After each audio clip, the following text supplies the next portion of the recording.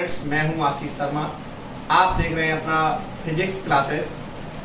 Physics classes में मैं आपको लगातार क्वेश्चंस करा रहा हूं, लगातार अपडेट पाने के लिए आप पहले इस चैनल को लाइक कर लें, सब्सक्राइब कर लें तथा बेल आइकन पर क्लिक कर लें, जिससे आपको लगातार नोटिफिकेशन मिलती रहेगी। मैं आपको एक इम्पोर्टेंट टॉपिक दूंगा, एक इम्पोर्टेंट टॉपिक। जैसे ही मेरी फिजिक्स खत्म होगी, मैं आपको इम्पोर्टेंट यूपी बोर्ड के लिए बहुत ही शानदार अच्छे नंबरों से पास होने के लिए मैं आपको टॉपिक दूंगा। आप बस चैनल को लाइक और सब्सक्राइब करें। आप देखें क्वेश्चन नंबर 21 क्या कह रहा है। क्वेश्चन नंबर 21, समान आकार के दो सुचालक गोले ए और बी,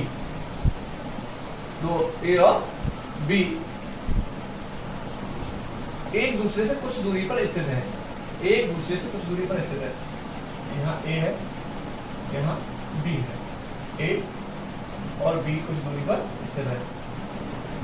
प्रत्येक पर प्लस क्यू गुलाम आवे से, इस पर भी प्लस क्यू गुलाम है, इस पर भी प्लस क्यू गुलाम। हमने इनमें बीच की दूरी मान ली, आर मान ली। कितनी मान ली?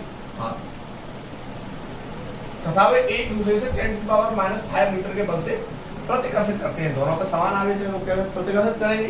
तो F A B equal to दिया है 10⁻⁵ न्यूटन। समान आकार का एक तीसरा सुचालक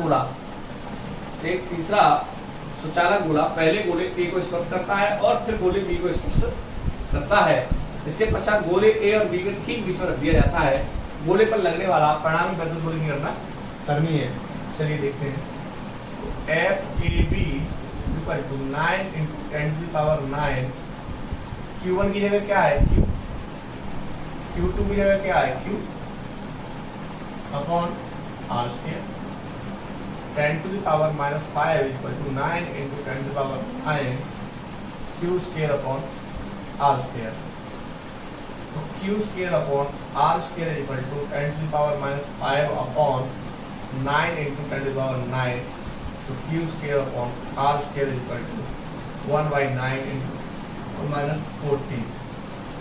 ये इसकी वैल्यू है, ये इसकी वैल्यू आ गई। द्वितीय स्थिति क्या कह रहा है इसकी? द्वितीय स्थिति में कह रहा है, क्या कह रहा है सेकेंडरी स्थिति में? कोई सुचालक गोला सी, मतलब एक समान आकार का एक तीसरा सुचालक गोला सी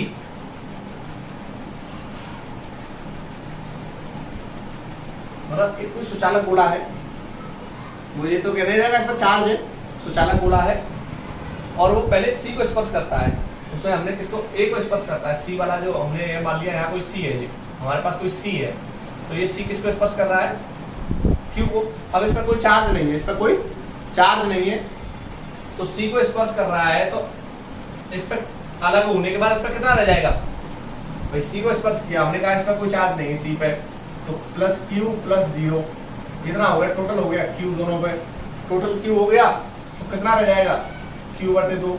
इस पर यहाँ कितना रह गया? ए पे Q/2 रह गया। अब बात आती है, अब सी पे कितना हो गया? Q/2। अब सी पे चार्ज कितना हो गया? Q/2 हो गया। अब सी पे चार्ज Q/2 हो गया। अब बी पे ऑलरेडी Q था, बी पे ऑलरेडी कितना था? Q। तो Q को और Q/2 को साझा कराएंगे अब, तो Q प्लस Q/2 इन्होंने साझा कर लिया, स्पर्श किया, तो ये हो गया 3Q/2।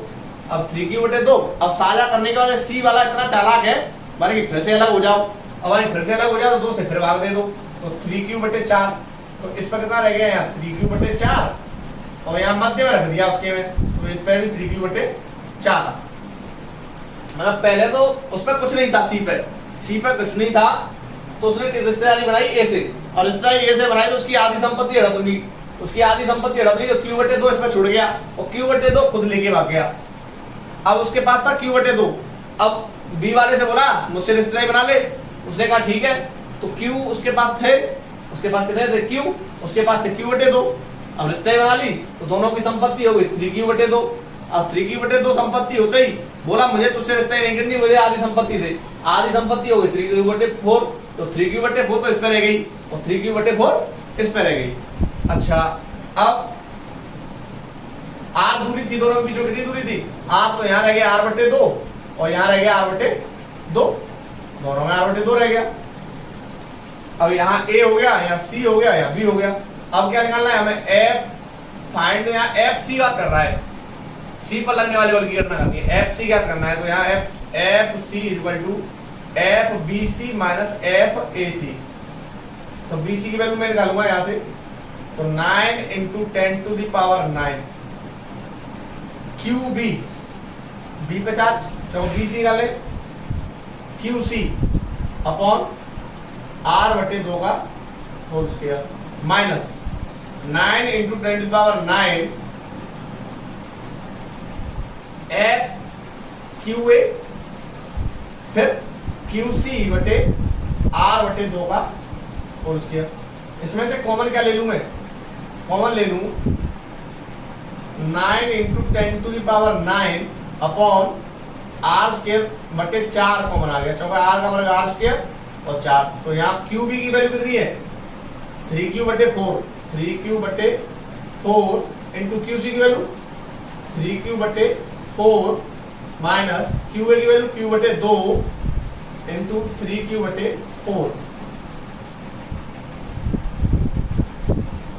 4 का मल्टीप्लाई 9 में हो जाएगा, तो 36 into 10 to the power 9 upon R square, तो यहाँ कितना हो गया 9q square upon 16 minus 3q square upon 8।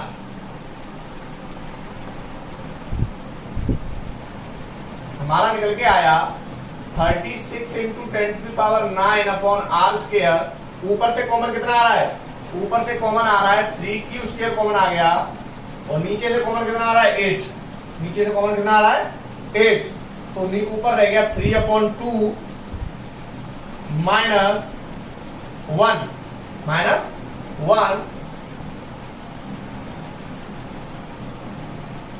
तो 36 into 10 to the power 9 into 3/8 into Q square upon R square, और ये हो जाएगा 3 माइनस 2/2।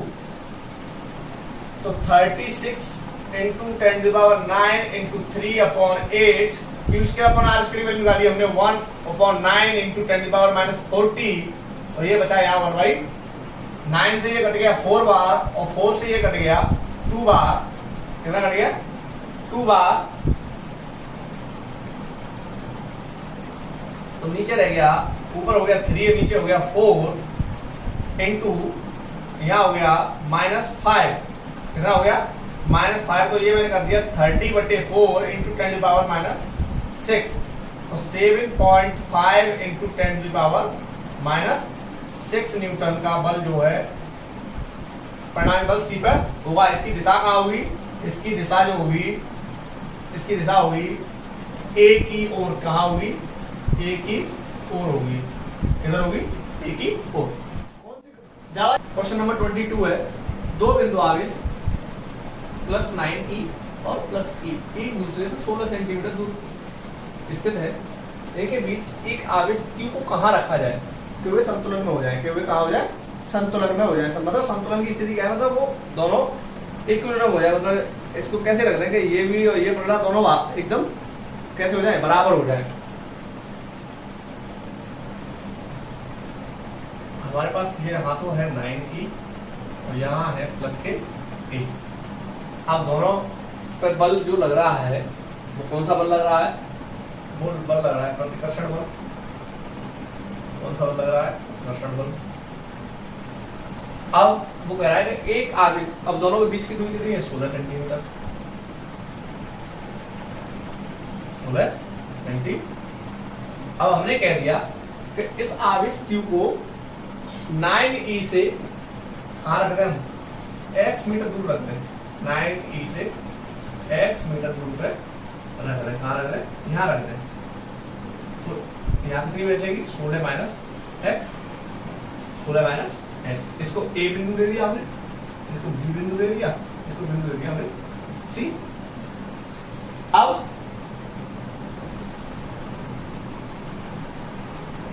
इक्विलिब्रियम की स्थिति में, संतुलन की अवस्था में F1 बराबर F2, F1 बराबर F2।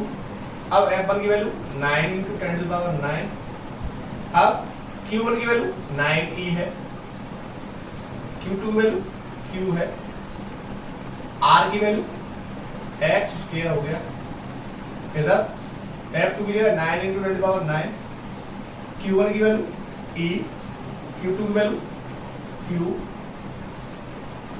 R की वैल्यू 16 - x का, इससे ये कट गए, Q से Q कट गया, E से E कट गया, क्या बचा हमारे पास 9/x square equal to 1/16 - x का होल स्क्वायर। हम क्या करेंगे यहाँ, दोनों पक्षों का वर्गमूल लेने पर, क्या लेंगे, वर्गमूल, रूट करने पर, तो वर्गमूल लेंगे, 3 का वर्गमूल 9 का वर्गमूल कितना होता है 3, x का वर्गमूल x, 1 का 1, 16 - x स्क्वायर तो क्या रहेगा 16 - x, यहाँ क्या कर दो मल्टीप्लाई, तो 48 - 3x = x, 3x माइनस की उधर लेके जाऊंगा 4x हो जाएगी, 48 = x + 3x, तो 4x = 48, x = 48/4, x = 12, x = 12 centimetre, मतलब +9e आवेश से 12 सेंटीमीटर दूरी पर रखा जाए। अब इससे 12 सेंटीमीटर रखा जाए, प्लस ई से कितनी पर रखा जाए 6 सेंटीमीटर, 12 और टोटल 16 है, टोटल 16 है तो कितना, 16 में से 12 हटा दो 4 रह जाएगा, तो प्लस ई से कितनी दूरी पर 4, ये आंसर है। दो बिंदु आवेश है, क्वेश्चन नंबर 30 है, दो बिंदु आवेश क्रमशः 5 × 10⁻⁻19 अर्थात 10 × 10⁻19 कूलाम के हैं और इनके बीच की दूरी 1 मीटर है। इनके बीच की दूरी कितनी है 1 मीटर है। दोनों आवेशों को जोड़ने वाली रेखा किस बिंदु पर वैद्युत क्षेत्र की तीव्रता शून्य होगी। मतलब बात करते हैं, ये कोई यहाँ +5 × 10⁻19 कूलाम का आवेश रखा हुआ है, यहाँ +× 10⁻19 कूलाम का आवेश रखा हुआ है। दोनों के बीच जो बल लगेगा वो प्रतिकर्षण बल लगेगा। कौन सा बल लगेगा, प्रतिकर्षण बल कार्य करेगा। अब बात होती है कि दोनों के बीच की दूरी कितनी है, 1 मीटर की दूरी है। कितने मीटर की दूरी है, 1 मीटर की दूरी है। किस बिंदु पर वैद्युत क्षेत्र की तीव्रता शून्य होगी, तो हमने यहाँ मान लिया कि यहाँ इस बिंदु पर ओ बिंदु पर वैद्युत क्षेत्र की तीव्रता शून्य हो जाएगी। तो ये हो गया x और ये हो गया 1 - x मीटर, 1 - x मीटर। तो वैद्युत क्षेत्र की तीव्रता कब शून्य होगी, जब दोनों कैसे होगी, वो साम्य अवस्था में होगी। मतलब वैद्युत क्षेत्र E1 = E2 के बराबर होगा, तब वो तीव्रता कैसी होगी, शून्य होगी। कैसी होगी, शून्य होगी। तो वैद्युत क्षेत्र की तीव्रता फॉर्मूला क्या होता है, 1/4πε0 Q/r², तो Q/h²। तो यहाँ Q1 ले लिया मैंने इसके लिए, और 1/4πε0 Q2/1 - x का होल स्क्वायर। इससे ये कट गया, तो 5 × 10⁻⁻19 upon x square equal to 10 × 10⁻⁻19 upon 1 - x का होल स्क्वायर। -19 से -19 कट गया, 5 से कट गया 2 बार, तो 1/x² इक्वल टू 2/1 - x का। दोनों पक्षों का वर्ग करने पर, दोनों पक्षों का लेने पर, तो इसका वर्गमूल हो गया 1/x, इसका हो गया √2, और इसका हो गया 1 - x। मल्टीप्लाई में करूंगा इसमें, तो ये हो गया 1 - x, तो ये हो गया √2x y √2x plus x, 1 equal to, इसमें से x कॉमन ले लिया, √2 + 1 हो गया। कितना हो गया, √2 + 1, तो x इक्वल टू 1/√2 + 1। इसका मैं कॉन्जुगेट गुणा करता हूँ, तो √2 - 1 से ऊपर मल्टीप्लाई, √2 - 1 से नीचे मल्टीप्लाई कर देता हूँ, तो x इक्वल टू ऊपर हो गया √2 - 1, ये हो गया a + b का फॉर्मूला, ये हो गया a - b। a + b और a - b किसमें, एक क्वेश्चन में तो क्या होता है a² - b², तो √2 का वर्ग -1 का वर्ग, तो x इक्वल टू √2 - 1/2 - 1, तो x इक्वल टू √2 - 1/1 1 की कोई वैल्यू, ये 1 का भाग देंगे तो कोई अंतर नहीं आएगा। √2 की वैल्यू होती है 1.414 माइनस 1, तो x is equal to 0.414 metre, इतने तो मीटर हो गया। तो x is equal to centimetre में लिखूंगा तो इसको 41.4 सेंटीमीटर। कहाँ से प्लस 5 इंटू 10⁻⁻19 कूलम से 41.4 सेंटीमीटर दूर। ये इसका आंसर। क्वेश्चन को देखने के लिए, अगले क्वेश्चन प्राप्त करने के लिए वीडियो को आप लाइक, सब्सक्राइब और शेयर कर लें, जिससे आपको नेक्स्ट वीडियो लगातार मिलते रहेंगे।